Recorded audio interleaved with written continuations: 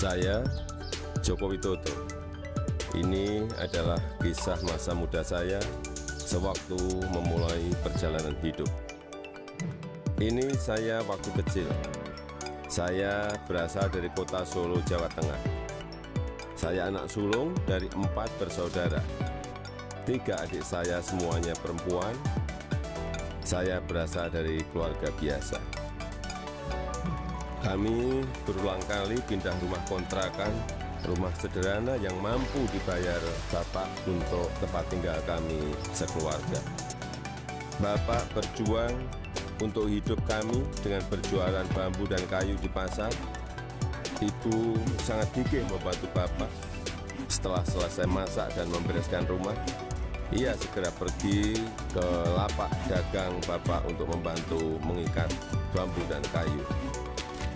Mereka melakukan itu semua demi anak-anaknya untuk bisa sekolah. Mereka meyakinkan saya bahwa sekolah akan mampu mengubah hidup saya. Perjuangan dan usaha Bapak sangat menginspirasi saya.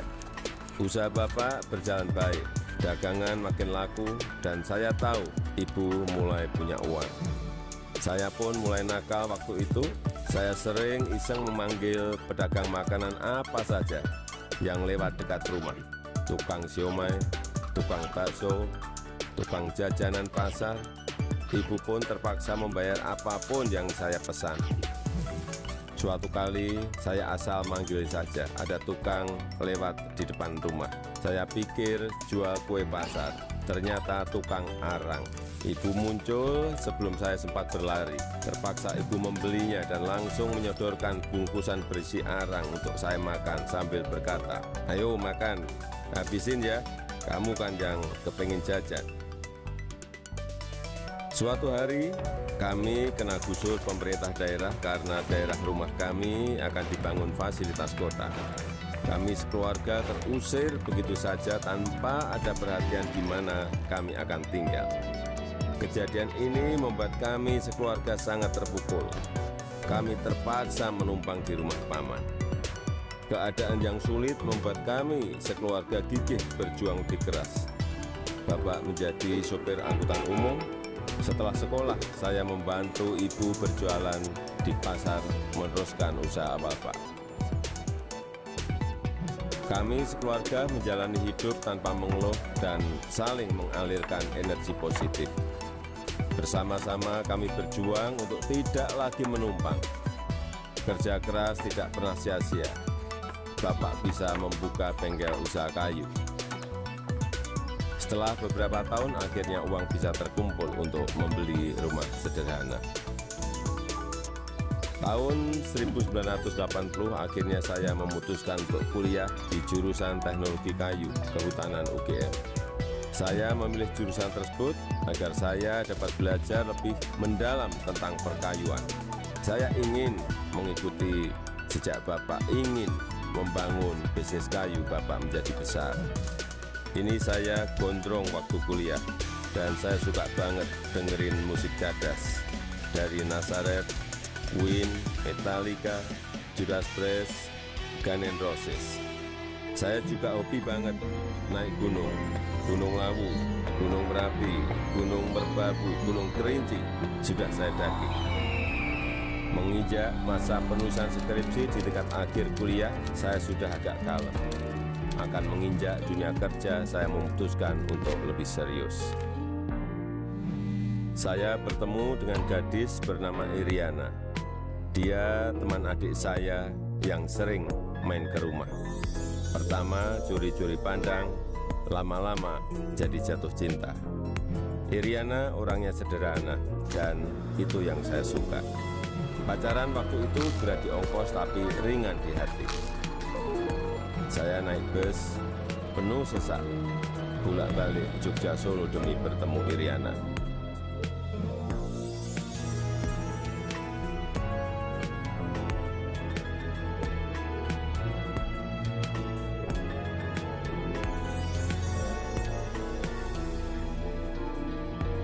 Lulus kuliah tahun 1985, saya melamar ke sebuah perusahaan kertas di Aceh. Setelah diterima, saya baru tahu akan ditempatkan di hutan rimba. Pekerjaan saya adalah mempersiapkan persemaian pinus untuk kemudian ditanam di lapangan di hutan-hutan yang gundul. Beberapa bulan setelah itu saya kembali ke Solo untuk menikahi Iriana dan menyiapkan keberangkatan kami ke Aceh. Masa awal pernikahan kami berada di dalam hutan rimba selama 2,5 tahun. Pada tahun kedua, Iriana sudah dalam kondisi hamil dan kita memutuskan untuk melahirkan anak pertama kami di Solo. Kembali ke Solo, mulai ikut paman bekerja di pabrik mebel untuk mencari pengalaman.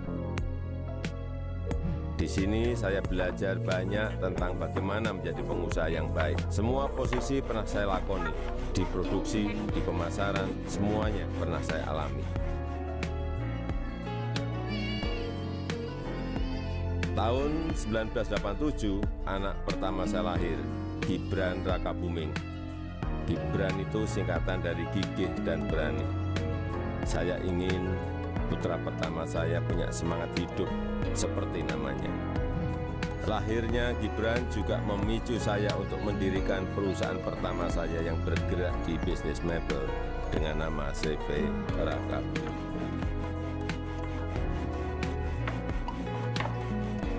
Tapi ternyata menjadi pengusaha bukanlah sesuatu yang mudah. Saya pernah habis ditipu. Barang sudah dikirim tapi tidak dibayar. Lalu orangnya menghilang. Kalau kita jatuh ya harus bangkit lagi. Tidak lama setelah itu saya mendapatkan pinjaman modal usaha. Dengan semangat untuk bangkit dan berkembang, saya bergerak cepat untuk mencari pesanan sampai luar negeri dengan cara ikut pameran-pameran mebel. Hasil usaha saya mulai terlihat, kantor tidak pernah sepi dari kunjungan pembeli. Di sini saya bertemu dengan pembeli dari Prancis bernama Bernard Jean. Dia yang memberi sebutan Jokowi untuk saya, untuk membedakan Joko Widodo dengan Joko-Joko lainnya yang banyak beliau kenal. Sejak saat itu, orang-orang lingkungan pengusaha mebel mulai memanggil saya Jokowi. 2 anak saya lahir setelah keadaan ekonomi keluarga membaik. Kahiyang Ayu dan Kaisang Pangarep.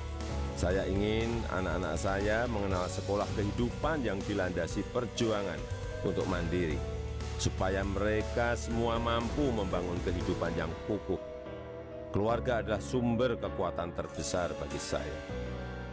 Saya yakin yang saya alami waktu muda sedang kalian alami sekarang. Tidak ada Jokowi hari ini jika tidak ada sejarah susah hidup saya. Teruslah berjuang mewujudkan mimpi-mimpi kalian. Mari kita terus bangun Indonesia maju.